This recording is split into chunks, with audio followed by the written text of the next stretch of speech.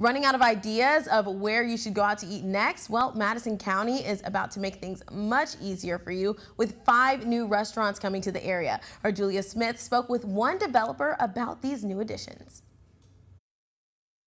It might look like just construction now, but by spring of 2022, something big will be coming to Town Madison. We're really excited about it. Right here is the site for the Outback Steakhouse.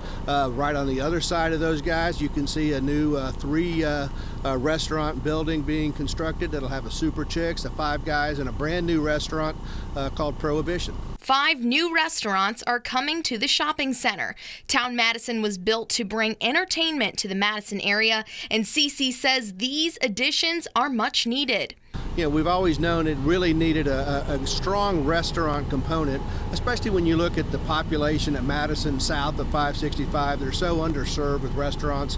You know, plus it just makes it that place to go. South of 565, there are thousands of homes, and the closest sit-down restaurant would be in Bridge Street. And in the future, CC hopes that Town Madison will be the go-to place to eat, live, shop, and be entertained with trash pandas playing ball right across the street.